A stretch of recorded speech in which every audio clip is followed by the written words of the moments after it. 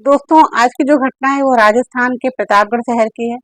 एक ऐसी घटना है कि जिसको सुनने के बाद आप भी चौंक जाओगे, क्योंकि ये आदमी कहता है कि बाहर अगर खतरा हो उससे तो बचा जा सकता है, लेकिन अगर घर में ही अपने खतरा हो उससे कैसे बचे। आज की कुछ कहानी ऐसी ही है, घर के ही परिवार के सगे भाई बहनों की कहानी है। जिसने भी सुना है इस घटना को उसने मतलब विश्वास नहीं हो रहा था उसको कि घर में ही भाई और बहन के साथ इस तरह से कृत्य हुआ है। तो चलिए कहानी शुरू करते हैं। कहानी अच्छी लगे तो लाइक करिएगा, चैनल पहली बार तो सब्सक्राइब करिएगा। यह एक सच्ची घटना है राजस्थान के प्रतापगढ़ शहर की। यहाँ पर एक परिवार रहता है। एक बूढ़ी माँ रहती है जिसमें 65 साल के करीब, और उनका बेटा होता है। उनके बेटे के बहू होती है और बच्चे होते हैं, 3 बच्चे होते हैं। इसमें एक लड़की 13 साल की, 2 बेटे होते हैं, छोटा वाला 15 साल का और बड़ा वाला 16 साल का बेटा होता है। और जो बहू और बेटा होते हैं वो प्रतापगढ़ से 32-33 किलोमीटर दूर मंसूर एक जगह होती है, वहां पर रहकर मजदूरी वगैरह करते हैं। बेटी जो होती है कभी वो दादी के पास रहती है, कभी माँ के पास रहती है। बच्चे कभी दादी के पास कभी माँ के पास, ऐसे करके रहते रहते हैं। उसकी ज्यादा दूरी होती नहीं है, 32 किलोमीटर का फासला होता है। तो एक दिन क्या होता है, ये जनवरी 2022 की बात है। जो लड़की होती है वो अपनी दादी के लिए पानी गर्म कर रही होती है। उसकी दादी बोलती है कि पानी गर्म कर दो, मुझे नहाना है। तो लड़की जो है अपनी दादी के लिए पानी गर्म कर रही होती है, और पानी का पतीला उठा करके और वो ले जा करके बाथरूम में रख रही होती है। उसके हाथ से पतीला थोड़ा भारी होता है, पतीला छूट जाता है, क्योंकि महज जो 13 साल की लड़की होती है। पतीला छूट जाता है। जैसे ही पतीला छूटता है तो खौलता हुआ पानी उस लड़की के ऊपर छींटे आते हैं और वो कहीं कहीं जल जाती है। दादी जो होती है वो तुरंत उसके माँ बाप को खबर करती है, क्योंकि डिस्टेंस ज्यादा नहीं होता है, 32-33 किलोमीटर का डिस्टेंस होता है, तो घंटे 2 घंटे में वो लोग भी आ जाते हैं। उसको लेकर के गवर्नमेंट हॉस्पिटल जाते हैं, लड़की को लेकर के गवर्नमेंट हॉस्पिटल जाते हैं। वहां पर उसका ट्रीटमेंट चल रहा होता है। जब वहां पे ट्रीटमेंट चल रहा होता है तो डॉक्टर जो होते हैं वो एक चीज नोटिस करते हैं कि इस लड़की का पेट जो है वो सामान्य से कुछ ज्यादा निकला हुआ है। तो डॉक्टर पूछती है उससे कि बेटा तुम्हारे पेट में क्या हुआ है, तुम्हारा पेट इतना निकला हुआ क्यों है। तो वो कुछ नहीं बोलती है। फिर जो डॉक्टर होती हैं वो थोड़ा सा जांच वगैरह करती हैं, क्योंकि उनको कुछ डाउट होता है। जब जांच करती हैं तो उस जांच में जो निकलता है वो चौंकाने वाला निकलता है। वो 13 साल की लड़की 8 महीने की प्रेग्नेंट होती है। अब ये चीज जब उनके घर वालों को पता चलती है, उसकी दादी को पता चलती है, उसके माँ बाप को पता चलती है, तो सब आश्चर्यचकित हो जाते हैं, सब सन्न रह जाते हैं कि मेरी बेटी तो कहीं घर से बाहर नहीं जाती है, हमेशा घर के अंदर ही रहती है, और उस तरह की वो कभी गलत भी नहीं है। तो ऐसा कैसे हो गया कि वो 8 महीने की प्रेग्नेंट हो गई और घर में किसी को पता भी नहीं है। ये बहुत ही चौंकाने वाला विषय होता है।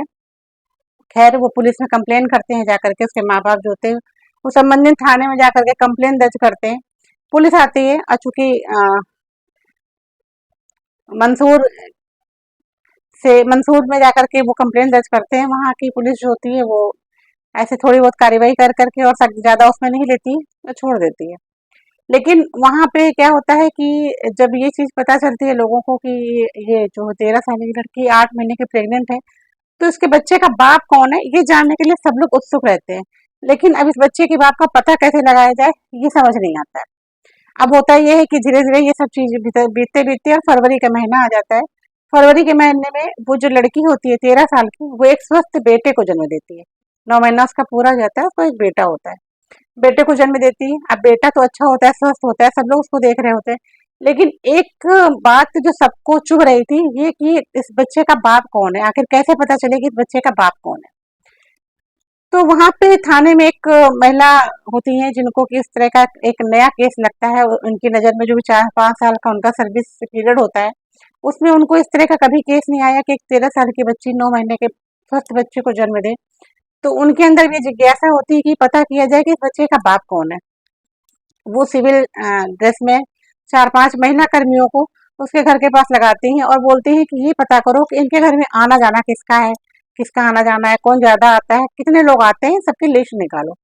अब वहाँ की जो होती हैं, जो कर्मी पुलिसकर्मी होती हैं, लेडीज पुलिसकर्मी होती है, वो सब लोग वहाँ फिर 4-5 दिन आती जाती हैं और वहाँ आने जाने वालों की लिस्ट तैयार करती हैं, जिनमें की लिस्ट में कुछ घर के लोग होते हैं, कुछ बाहर के लोग होते हैं, कुछ मोहल्ले पड़ोस के होते हैं, कुछ उसके गांव के होते हैं।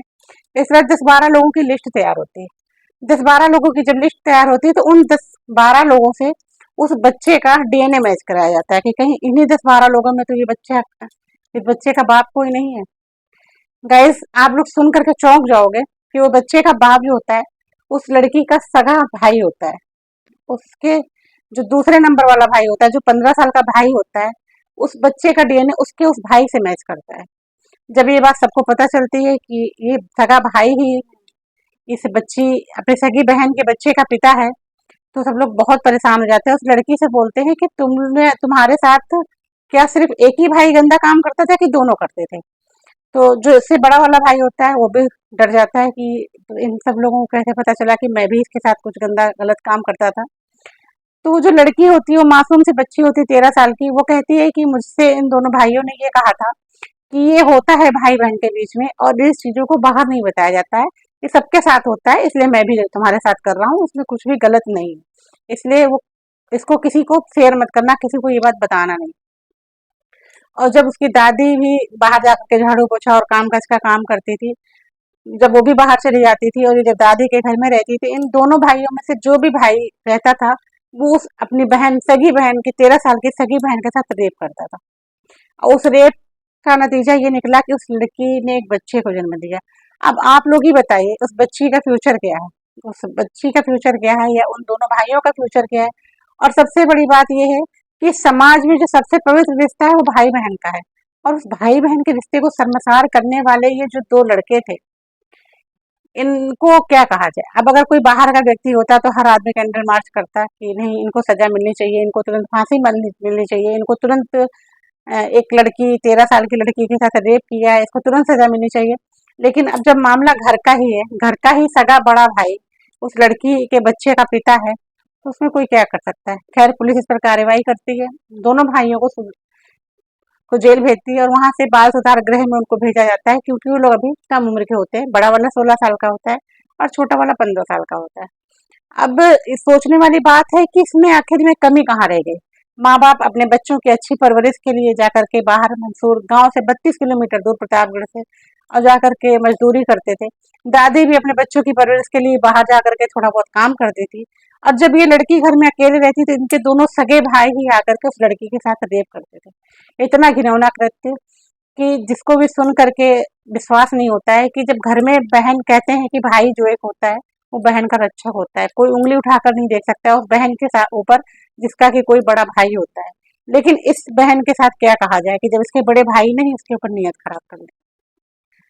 इस कहानी को सुनाने का उद्देश्य मेरा किसी के दिल को ठेस पहुंचाना नहीं था, बस इस कहानी के जरिए मैं हम आप लोगों को जागरूक करना चाहती हूँ मैं, ताकि जागरूक रहिए, तो सतर्क रहिए, जागरूक रहिए, क्योंकि ऐसी भी हरकतें हो सकती हैं किसी परिवार में, किसका दिमाग कब बदल जाए, किसके दिमाग में कब फितूर आ जाए, ये तो किसी को नहीं पता होता है।